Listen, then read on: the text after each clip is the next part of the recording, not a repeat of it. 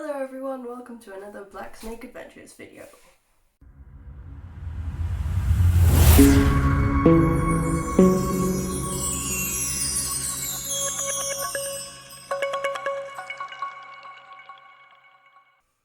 So I've decided to do a little mini-series. I have 9 snakes and I figured I could do a video, one for every day, to tell you about the snakes themselves as individuals and then give you some facts about the type of snake they are. Hopefully have a little bit of fun, you can learn something, and the snakes get out for some exercise because they do need some exercise.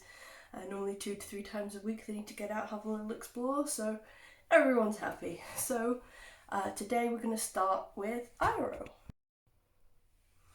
So here is Iroh. Iroh is a corn snake. They are approximately 8 years old, 8 years old this year. June, I think, they were born. Give me a cuddle. So yeah, Iroh was my first ever snake. I had him from a hatchling. I was actually told that they were female when I had them probed. There are 2 ways to tell the gender of a snake: popping and probing. Popping you normally do when they're very young. I wouldn't do it myself. It can be quite risky if not done properly. It can damage the snake. And what they do is they basically, I won't do it, but just to show you where it would be, along the tail, near the cloacal opening, they would push their push their finger or thumb along it with some pressure. If something pops out, it's a boy. If nothing pops out, it's a girl. But because Iroh was too old for that when I decided to get them sexed, I had to opt for probing. So probing is when they have a little implement. They normally put something like Vaseline on it just to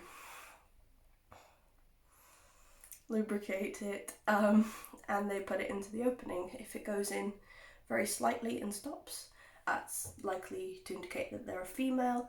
If it goes in a lot further, it's usually male. So they did that. They said there's a 92% chance that Iroh was female.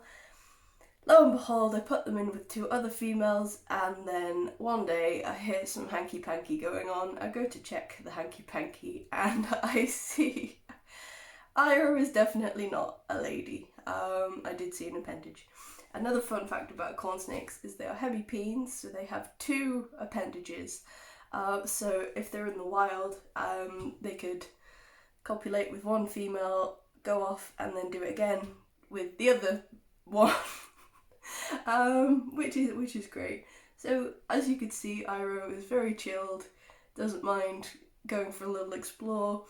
They like to hold on to you. Obviously they don't have arms or legs, so they can only hold on to you with their bodies. So he's using my face and my cheek right now. Yeah, so Iroh's pretty cool. In a minute when I can get him off, I'll show you his belly.